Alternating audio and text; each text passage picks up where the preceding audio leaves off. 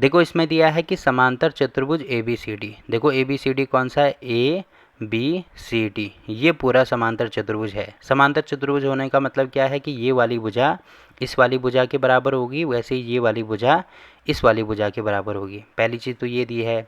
आगे दिया है कि इसका जो विकर्ण है, विकर्ण बी डी, देखो विकर्ण बी डी कौन सा है, ये वाला आपको दिख रहा होगा। तो इस पर दो बिंदु P और Q, देखो पहला बिंदु P यहाँ पे है, दूसरा बिंदु Q यहाँ पे है, इस प्रकार स्थित हैं कि DP, देखो DP कहाँ पे है, DP ये वाली रेखा है। वैसे ही BQ आपको ये वाली रेखा दिख रही होगी, मतलब ये वाली रेखा और ये वाली रेखा आपस में बराबर हैं, जो कि हमें क्वेश्चन में दिया है।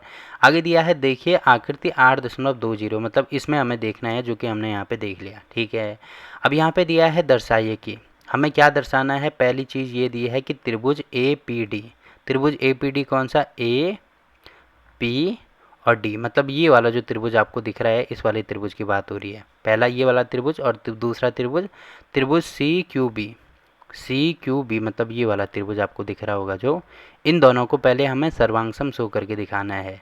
तो कैसे शो करके दिखाएंगे, देखो सबसे पहले तो जो चीज़ें हमें यहाँ पे दी है वो हम यहाँ पे लिख देंगे। तो यहाँ पे लिखेंगे दिया है, तो देखो क्या क्या चीज़ें हमें इसमें दी है। पहली चीज़ तो ये दी है कि ABCD एक समांतर चतुर्भुज है, जो कि हमने यहाँ पे लिख दिया। और उसके बाद ये दिया है कि जो DP है वो BQ के बराबर है, जो कि हमने यहाँ पे लिख दिया। अब देखो पहला पार्ट इसमें ये हमें शो करके दिखाना है कि ये दोनों त्रिभुज आपस में सर्वांगसम होंगे। तो यहाँ पे लिखेंगे त्रिभुज कौन सा है, पहला है APD, ठीक है, और दूसरा त्रिभुज हमें यहाँ पे दिख रहा है, त्रिभुज कौन सा है, त्रिभुज CQB, ठीक है। अब इन दोनों त्रिभुज में आपको दिख रहा होगा, यहाँ पे मैं इसको कलर भी कर देता हूँ। पहला ये पीले वाला त्रिभुज आपको दिख रहा होगा, और दूसरा जो त्रिभुज है ये ऑरेंज कलर में है, ठीक है, ये वाला आपको दिख रहा होगा। अब देखो यहाँ पे सबसे पहली चीज़ आपको दिख रही होगी कि ये वाली भुजा जो है, ये वाली जो भुजा है, जो भुजा BC है वो बराबर होगी AD की। तो यहाँ पे मैं लिख देता हूँ कि जो भुजा BC है या जो AD है वो बराबर हो जाएगी BC की। अब क्यों बराबर होगी, क्योंकि ये समांतर चतुर्भुज है ना, तो समांतर चतुर्भुज में आमने सामने की भुजाएं बराबर होंगी। तो ये दोनों भुजाएं भी तो आमने सामने हैं, मतलब ये बराबर होंगी। तो यहाँ पे लिखेंगे समांतर चतुर्भुज की सम्मुख भुजा, जो कि आपको दिख रहा होगा। पहले तो ये हो गया। दूसरा आपको दिख रहा होगा कि ये वाली भुजा इस वाली भुजा के बराबर है। यहाँ पे मैं इनको मिटा देता हूँ क्योंकि ये ढंग से नहीं दिख रहे हैं। दूसरी चीज़ ये दिख रही होगी, देखो ये वाली भुजा और इस वाली भुजा, ये वाली दोनों भुजाएं आपस में बराबर होंगी। तो यहाँ पे मैं लिख देता हूँ जो PD होगा या जो DP होगा वो बराबर हो जाएगा किसके, BQ के। DP मतलब ये वाली भुजा और ये वाली भुजा इन दोनों त्रिभुज में आ रही है, तो ये दोनों आपस में बराबर होंगी। क्यों बराबर होंगी, क्योंकि ये हमें प्रश्न में दिया है, तो यहाँ पे लिखेंगे दिया है, ठीक है। अब देखो समांतर चतुर्भुज में आपको पता होगा कि जो आमने सामने की भुजाएं होती हैं ये एक दूसरे के समांतर होती है ना, मतलब ये वाली भुजा और ये वाली भुजा समांतर होगी। अब क्योंकि ये दोनों भुजाएं समांतर हैं, तो यहाँ पे आपको दिख रहा होगा ऐसे जेड बन रहे हैं, इस प्रकार का जेड बन रहा है। तो जहाँ पे ऐसे जेड बनता है, इसका मतलब ये वाला कोण और ये वाला कोण ये भी आपस में बराबर होगा। तो मान लीजिए ये वाला कोण 1 है और ये वाला कोण 2 है, तो यहाँ पे लिख देंगे कोण 1 बराबर होगा कोण 2 के। अब क्यों बराबर होगा, क्योंकि ये क्या है, एकांतर कोण है। तो यहाँ पर लिख देंगे एकांतर कोण, ठीक है। इनको एकांतर कोण आपको पता होगा ना कि जहाँ पे जेड बनता है वहाँ पे एकांतर कोण बनता है, क्योंकि अंदर की तरफ बन रहे हैं, तो यहाँ पे ऐसे भी लिख सकते हैं अंतः एकांतर कोण, ठीक है। अब आपको यहाँ पे दिख रहा होगा कि 3 चीज़ें हमने शो करके दिखा दी। पहली भुजा, दूसरा कोण और भुजा कोण भुजा से, या यहाँ पे कह सकते हैं कि साइड एंगल साइड से, ठीक है। तो इसीलिए कह सकते हैं कि यहाँ की त्रिभुज APD जो है वो सर्वांगसम होगा त्रिभुज CQB के। अब कौन सी प्रॉपर्टी हमने यहाँ पे लगाई, भुजा कोण भुजा या साइड एंगल साइड से, ठीक है। तो पहले ये हमने सर्वांगसम प्रूव करके दिखाना था, तो पहली चीज़ तो हमने यहाँ पे शो करके दिखा दी, पहली चीज़ होगी। दूसरी चीज़ हमें यहाँ पे दी है कि AP बराबर CQ। देखो AP कहाँ पे दिख रहा है हमें, AP यहाँ पे है। CQ कहाँ पे है, देखो CQ ये वाला है, C और Q।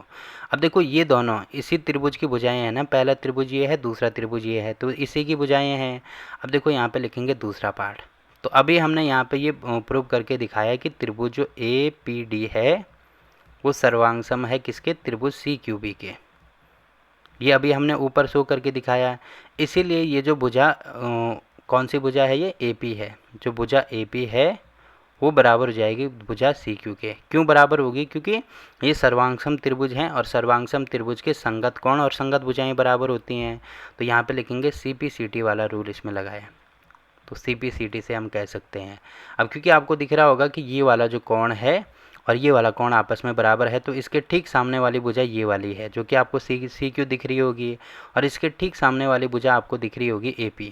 तो इसके सामने वाली भुजाएं भी तो बराबर होंगी ना, वही चीज़ हमने यहाँ पे की है। ठीक है, तो दूसरा पार्ट भी यहाँ पे कंप्लीट हो गया। ठीक है, अब ऐसे ही हम तीसरा पार्ट यहाँ पे करेंगे। तो देखो तीसरा पार्ट हमें यहाँ पे ये दिया है कि त्रिभुज AQB, तो उसके लिए पहले मुझे इन सब चीज़ों को यहाँ से मिटाना होगा।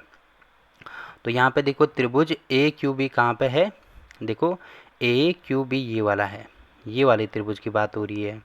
ठीक है, और दूसरा त्रिभुज कौन सा है, CPD मतलब दूसरा ये वाले त्रिभुज की बात हो रही है।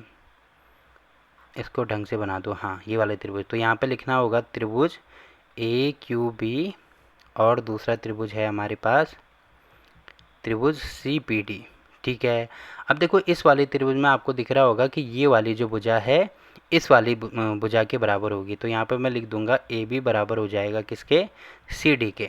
दोनों भुजाएं बराबर होंगी। क्यों बराबर होंगी, क्योंकि ये पूरा ABCD एक समांतर चतुर्भुज है और इसके आमने सामने की भुजा, ये वाली भुजा इसके सामने है, आमने सामने की भुजाएं आपस में बराबर होती हैं। ठीक है, तो यहाँ पे लिख देंगे समांतर चतुर्भुज की सम्मुख भुजा, पहली चीज़ ये होगी। दूसरी चीज़ आपको यहाँ पे दिख रही होगी कि ये वाली भुजा इस वाले त्रिभुज में आ रही है और ये वाली भुजा इस वाले त्रिभुज में आ रही है। तो यहाँ पे जो भुजा DP है, DP कौन सी भुजा, D और P ये वाली भुजा, और दूसरी भुजा BQ है, जो BQ है ये वाली भुजा आपको दिख रही है। तो ये दोनों आपस में बराबर हैं। क्यों बराबर हैं, क्योंकि ये हमें प्रश्न में दिया है, तो यहाँ पे लिखेंगे दिया है। ठीक है, ये चीज़ भी होगी। अब तीसरी चीज़ आपको दिख रही होगी, क्योंकि ये वाली भुजाएं देखो समांतर चतुर्भुज की ये वाली भुजा इसके समांतर होगी, वैसे ही ये वाली भुजा इसके समांतर होगी। अब देखो क्योंकि ये दोनों भुजाएं आपस में समांतर हैं, तो यहाँ पे भी ऐसे जेड बनेगा ना, जो कि आपको दिख रहा होगा ऐसे ऐसे और ऐसे जेड बनेगा। तो जेड बनने का मतलब क्या है कि इसके अंदर की तरफ ये जो कोण बन रहे हैं, पहला तो ये वाला कोण बन रहा है, एक सेकंड है, ये वाला कोण आपको दिख रहा होगा कि जिसका नाम है कोण B, या इसको अगर मैं कोण 3 का नाम दे दूं और ये वाले को कोण 4 का नाम दे दूं, तो यहाँ पे जो कोण 3 है वो बराबर हो जाएगा कोण 4 के। क्यों बराबर होगा, क्योंकि यहाँ पे ये क्या है, एकांतर कोण है, ये अंत एकांतर कोण है। तो यहाँ पर लिख देंगे अंत एकांतर कोण से। तो यहाँ पे आपको दिख रहा होगा साइड एंगल साइड से, देखो ये वाली भुजा थी, ये वाली भुजा थी और ये वाला कोण था, मतलब साइड उसके बाद कोण आ रहा है ना, साइड एंगल साइड या भुजा कोण भुजा से। तो यहाँ पे हम कह सकते हैं भुजा कोण भुजा से कि तो त्रिभुज AQB है वो सर्वांगसम होगा त्रिभुज CPD के। अब क्यों सर्वांगसम होगा, क्योंकि साइड एंगल साइड वाला रूल इसमें लगाया। तो SAS के द्वारा हम कह सकते हैं ये सर्वांगसम होगा, यही हमें इसमें शो करके दिखाना था। तो ये वाली चीज़ भी होगी। अब देखो चौथी चीज़ आपको दिख रहा होगा यहाँ पे AQ बराबर होना चाहिए CP। तो यहाँ पे मैं बता देता हूँ, देखो AQ कहाँ पे दिख रहा है हमें, AQ यहाँ पे दिख रहा है, ये वाली जो भुजा है ये AQ भुजा है, और दूसरी भुजा है CP ये वाली भुजा है। तो ये दोनों इन मतलब इन दोनों त्रिभुज में आ रही है ना ये वाली भुजाएं। तो यहाँ पर लिखेंगे अभी, क्योंकि ये जो त्रिभुज है त्रिभुज AQB जो है वो सर्वांगसम है त्रिभुज CPD के, इसीलिए ये दोनों भुजाएं भी आपस में बराबर होंगी। तो यहाँ पे मैं लिख देता हूँ जो AP कौन सी भुजा है, ये जो AQ भुजा है, जो AQ भुजा है वो बराबर होगी CP के। क्यों बराबर होगी, क्योंकि इसमें CPCT वाला रूल लगाया। ठीक है, तो ये दोनों त्रिभुज आपस में सर्वांगसम होंगे, क्योंकि इस दोनों त्रिभुज की ये पहली भुजा ये है, दूसरी भुजा ये है। तो अगर कोई भी दो त्रिभुज सर्वांगसम होंगे तो उनके संगत कोण और भुजाएं भी बराबर होंगी। जैसे ये वाला कोण और ये वाला कोण बराबर थे, तो इसके ठीक सामने वाली भुजा ये हमें दिख रही है और इसके ठीक सामने वाली भुजा ये वाली दिख रही है। तो ये दोनों भी बराबर होंगी, जो कि हमने यहाँ पे लिखा है। ठीक है, तो यहाँ पे आपको दिख रहा होगा चौथा पार्ट भी कंप्लीट हो गया।